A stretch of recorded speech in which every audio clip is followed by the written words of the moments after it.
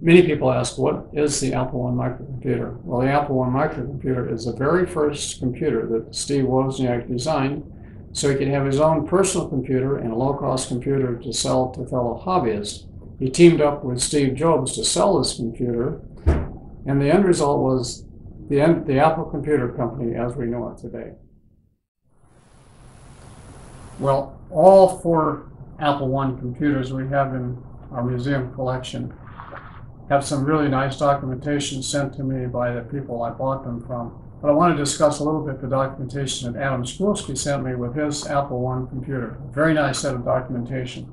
First of all, an original Apple I brochure. Very nice copy of the brochure with a little note here from Adam that he'd like to have a Xerox copy of this. And of course, the manual, the original manual for the Apple I. This is the original logo that they chose to use, but they didn't use it beyond the Apple I. And a manual also for the cassette interface that was made for the Apple I, the manual. I did receive several pieces of correspondence from Adam. Here's a letter he sent with the computer itself saying he's happy to send it to me, and he's sure it'll be a nice addition to our collection, and have a Merry Christmas and a signed Adam. Now, Adam Schoolsky worked with Steve Wozniak in the very, very early days of the Apple I. And of course, Steve Wozniak decided when the Apple I became available, and it required quite a bit of work to get people to use it, to start designing the Apple II, which would be basically a plug-and-play computer. So he was designing that while Schoolsky was still working with him. And Schoolsky ended up with many of the original notes on the Apple II original design, and also he told me that he had the prototype of the Apple II, the original prototype. I did not get the original documents, but Adam did send me copies of Steve Wozniak's design notes on the Apple II computer. So I'm just so delighted to have those in our collection. Those are not original, but they're nice copies. A number of brochures. Here's the first Apple brochure, Apple II brochure. Notice they didn't have their new logo yet. They just put an apple on the front. There's a little more modern Apple II brochure, but still not the current logo, but a little closer to the current logo. A really clever thing that Adam and Steve Wozniak did at the first West Coast Computer Conference.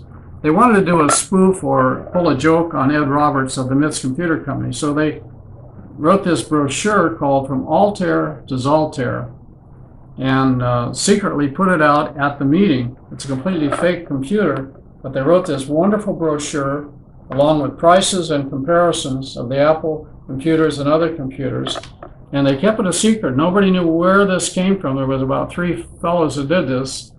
And it was given out or put out at the conference, and it was called the From Altair to Zaltair. It was the Wozniak spoof. And this is an original. I don't think there's very many original of these left. They printed a little over 10,000 of these and distributed them in 1977. And they distributed them at the first West Coast Computer Conference. And Adam provided me with his original program from that conference, and he also provided me with some gazettes that were also published by the same person that put on this program. And this is a 48-page document. It is on one of our websites, PDF files of all this. And one of the more interesting brochures, and probably one of the only ones Apple put out, that included both sort of a comparison and pricing of both the Apple I and Apple II. Over here's the Apple I, and over here's the Apple II. And this is an original brochure comparing both of them, and in beautiful, pristine condition, dated March 1977. So we have a lot of documentation with all of these computers, but Adam Schoolsky presented some really wonderful historical documents along with this very fine computer. We're delighted to have it here in the Bugbook Computer Museum Historical Collection in Floyd, Virginia. People ask, how did you acquire 4 F1 microcomputers? Well, having been a serious collector of microcomputers for over 40 years, I had many opportunities to acquire these computers before they became such a valuable collector's item. I purchased one from Adam Schoolsky, who had received it originally as a gift from Steve Wozniak.